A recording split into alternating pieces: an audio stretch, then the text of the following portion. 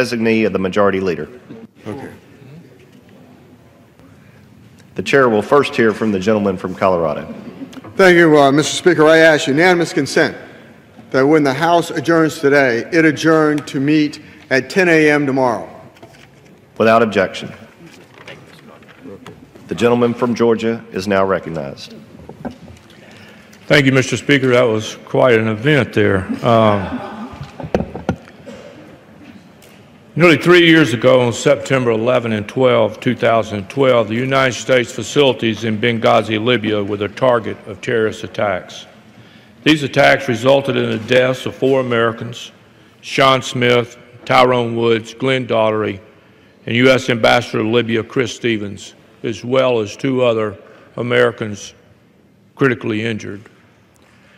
It comes at a time on close to Memorial Day that this country can honor these individuals that gave their life and their service, not just for this country, but for the freedom and democracy around the world to others.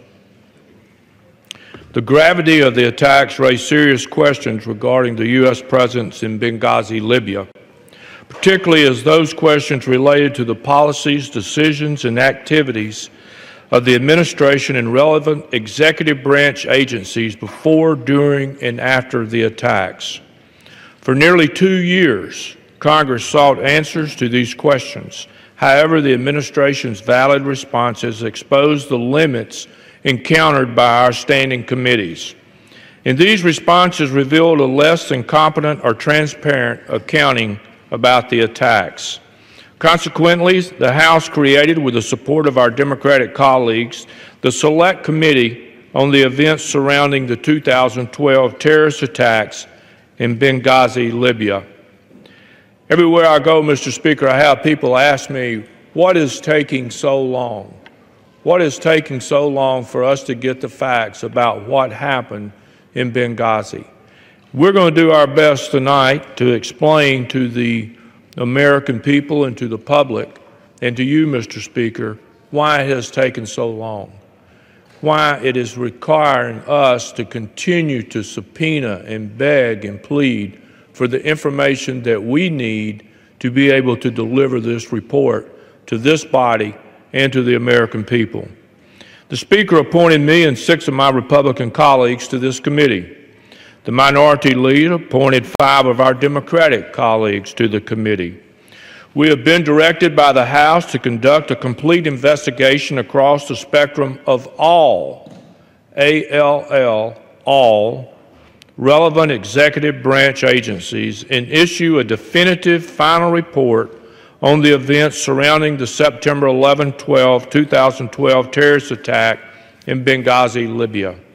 Specifically, we are directed to investigate and report on all policies, decisions, and activities that contributed to the attacks on United States facilities in Benghazi, Libya on September 11 and 12, 2012, as well as those that affected the ability of the United States to prepare for those attacks.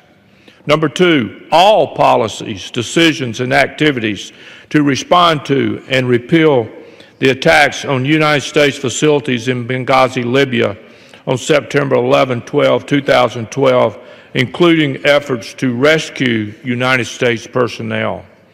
Number 3, internal and public executive branch communications about the attacks on the United States facility in Benghazi, Libya on September 11, 12, 2012.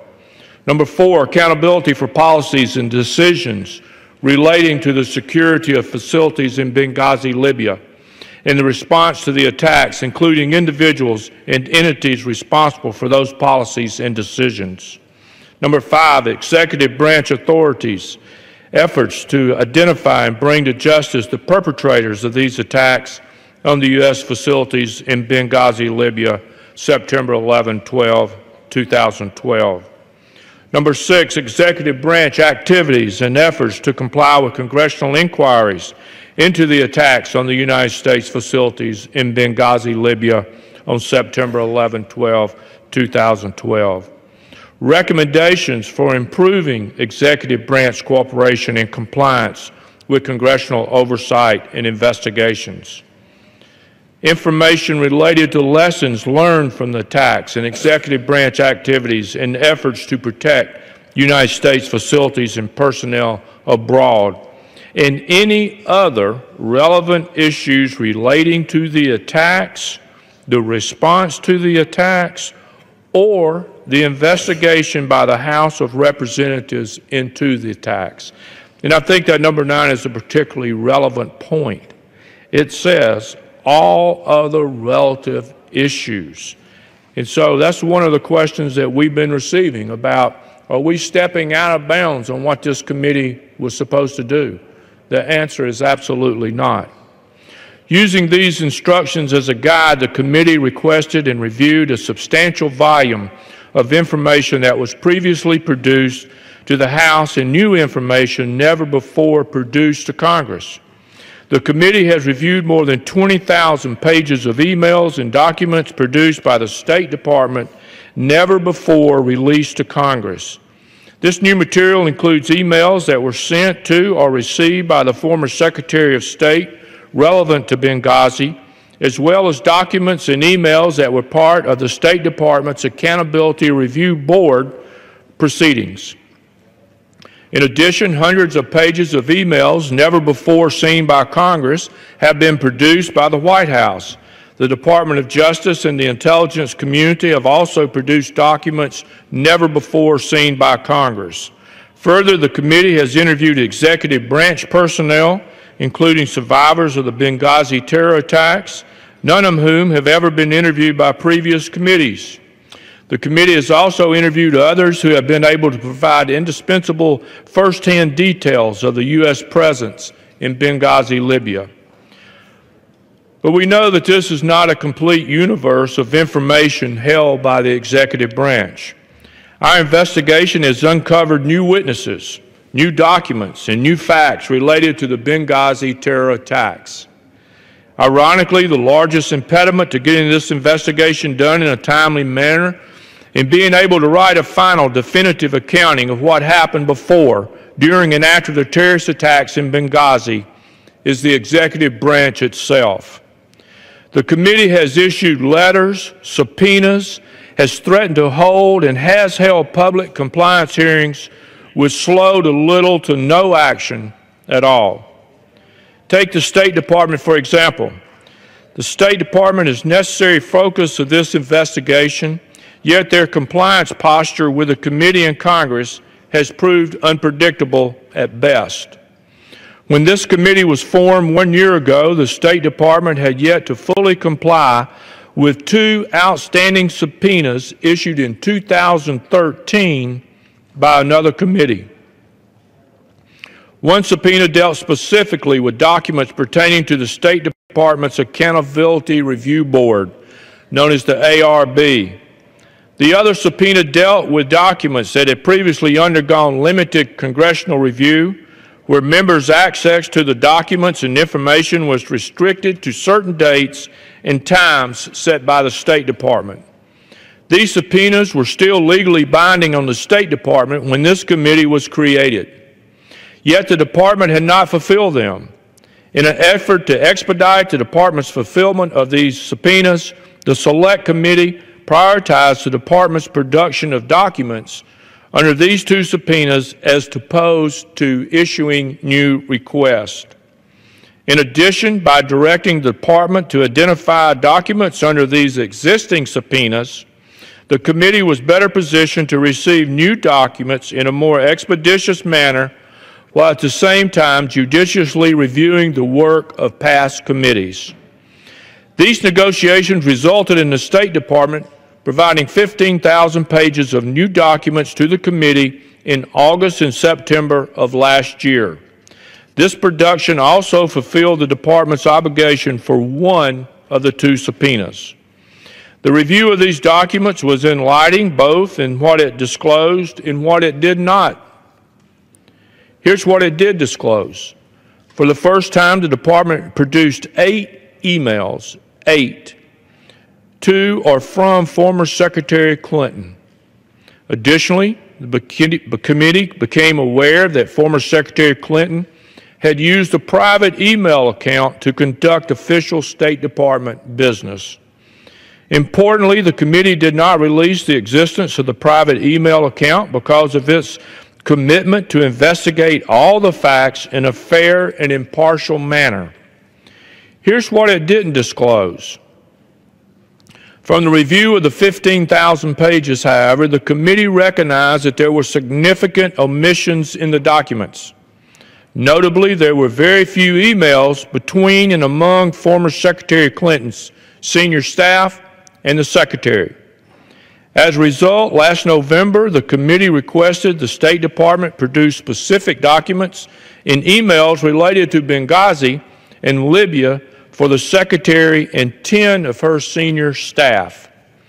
In the 2 months following the committee's request, committee staff consistently relayed to the department that its new top priority was all of the Secretary Clinton's emails. Almost 3 months later, on February the 13th, 2015, the department produced approximately 300 emails to and from the former secretary during her time as the head of the State Department.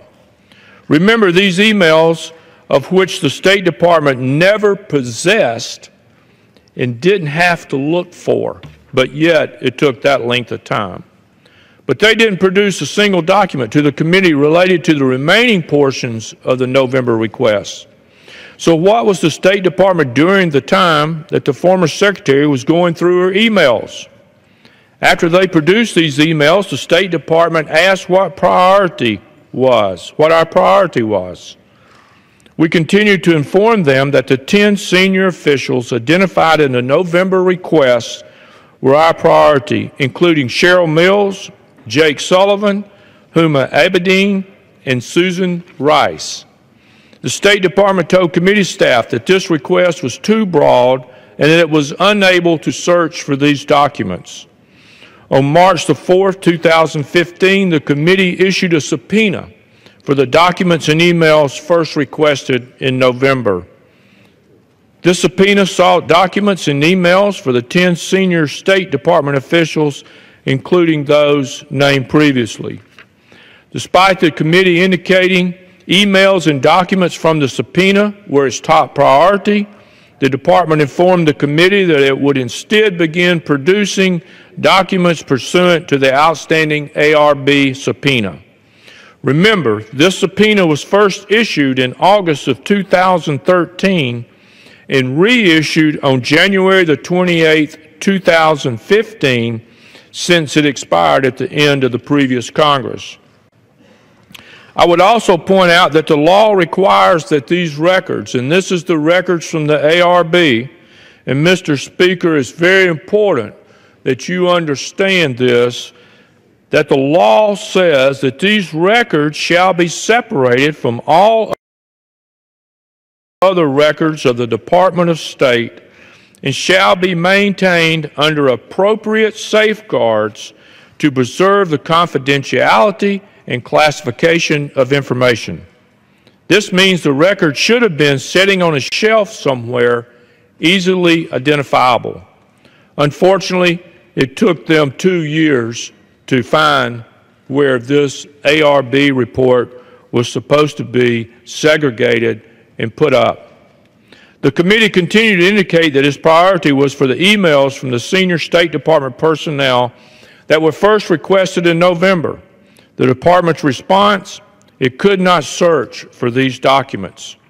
Instead, the department ignored the committee's request, and on April 15, 2015, nearly 2 years after Congress first issued a subpoena for the ARB documents, the State Department finally produced more than 1,700 pages of documents related to the ARB.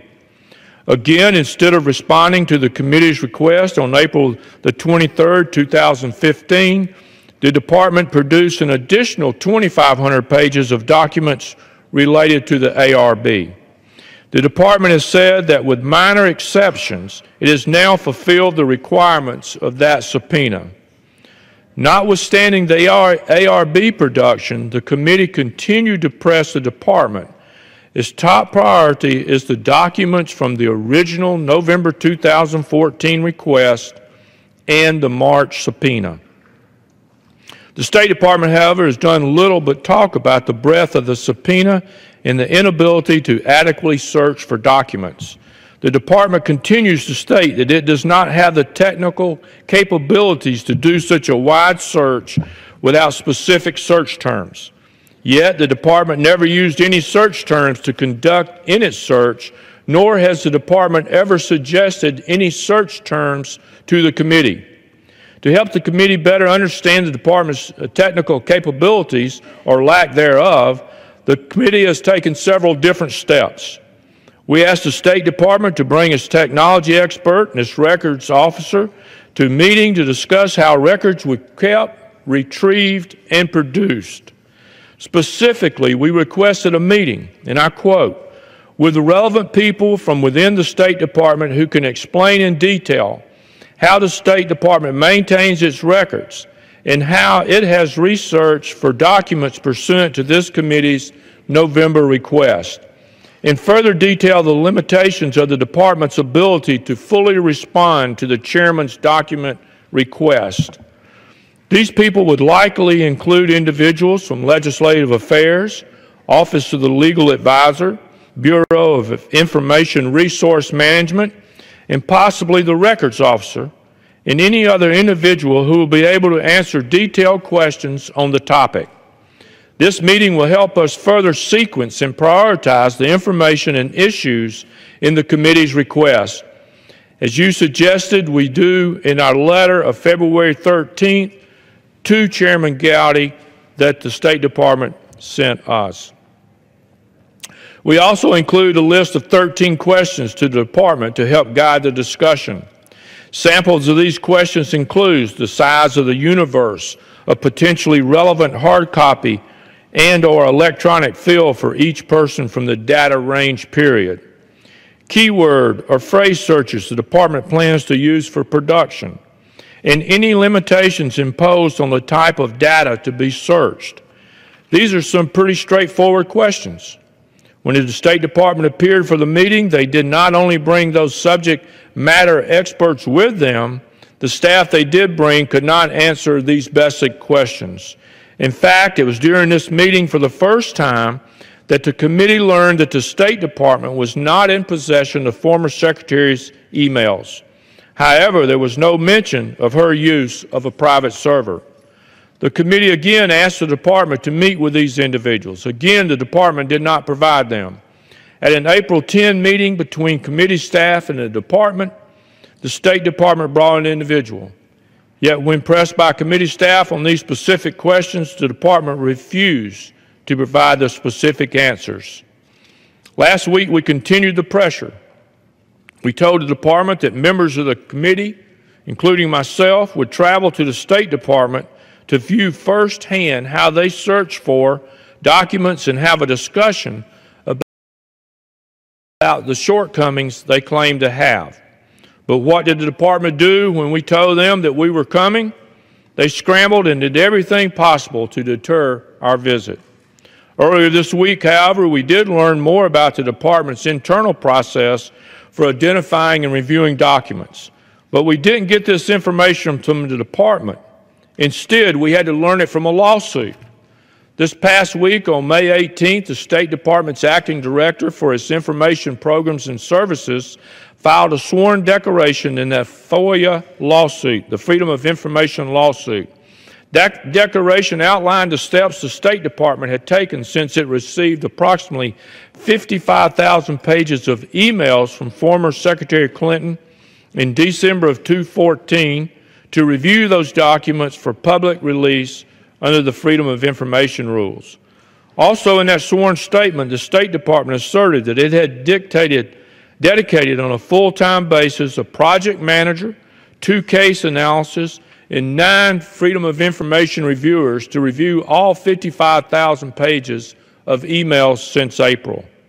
These 12 individuals are precisely the 12 FTE positions that were recently funded by the State Department's $2.5 million reprogramming request. Let me say that again. The State Department repeatedly claimed to the committee that a lack of staff and other resources prevented it from making more timely production of documents to the committee. So the committee supported a reallocation of funds to enable the State Department to hire additional staff to work on document production to provide to this committee. However, we continue to press the State Department for answers. Last month, we went so far as to put in writing 27 specific questions the State Department needed to answer regarding its ability to produce documents to the committee and the use of the private email account by Secretary Clinton. These were simple questions that fell into three simple categories. These categories are the State Department's initial approval, if any, of Secretary Clinton's email server arrangement, the State Department's knowledge about this email server arrangement, its attempt to retrieve her email, and the lack of candor by the department towards the committee about this, despite the committee's persistent requests for these emails. And number three, details of the department's review of her emails to ensure the department is properly marshaling resources to respond to our requests. Yet here we are, more than 1 month later, and the department hasn't even been able to answer a single one of the 27 questions in writing. In addition, we have attempted on multiple occasions to direct the department towards specific key documents that we are after. We have prioritized our subpoena from 10 names down to 4 names, and then again down to 3 names. We have prioritized documents, dates from 2 years down to 1 year, down to 3 months. But again, here we are, 2.5 months after we issued a subpoena and 6 months after we first sent the letter, and the department has still not produced any of these priority documents. First, we moved a foot, then we moved a yard, and now we've moved our position 1 mile, but the State Department has not budged 1 inch. And Mr. Speaker, I'd just like to show a little chart that shows the non-compliance that the State Department has done so far. On 11/18 of 2014, the committee requests Secretary 10 senior officials documents and emails requested. Response, nothing. On 12/17, we got a response. Let's meet, no documents produced. 2/13 of 15, State produced Clinton emails acquired from her attorney. 3/4/215, we subpoenaed the documents and emails for the 10 senior officials. State Department response, let's meet, no documents produced. 3/26/215, 3 outstanding requests, ARB documents, 10 senior official documents and emails, and server questions. 4/10, briefing on document retention policies and procedures, no documents produced. 4/14, compliance needed on both subpoenas. 4/15, part of ARB documents produced 2 years after requested. 4/18, 2 subpoenas outstanding, full ARB compliance and documents, emails of 10 senior officials. 4/22, subpoenas outstanding for full ARB compliance and documents and emails of 10 senior officials. State response, just beginning to assess volume of emails, no documents produced. 4/24/215, response, second part of ARB documents produced 2 years after requested. 4/27/215, reminder of priority of 10 senior officials. 4/29, response, estimate given for volume of emails for 2 of the 10 senior officials, no documents produced. 5/4/215, lack of compliance on document requests is unacceptable. Response from the State Department, State responds but fails to identify any steps taken to produce documents. No documents produced. Mr. Speaker, we have done everything we know to do to get these documents so we can finish this investigation. I don't know that anybody has any more right to know what has gone on than the American people, and especially those families of those 4 great Americans that lost their life. The only thing holding us up from getting a definitive report of those actions before, during, and after those attacks is this executive branch and their Department of State. We are begging them, and as we have said before, we've moved an inch, we've moved a foot, we've moved a yard, we've moved a mile, and they've not moved 1 iota. So our request to them is to listen, to give us the documents, and let us finish this report. And so with that, Mr. Speaker, I yield back the balance of my time. Gentleman yields back.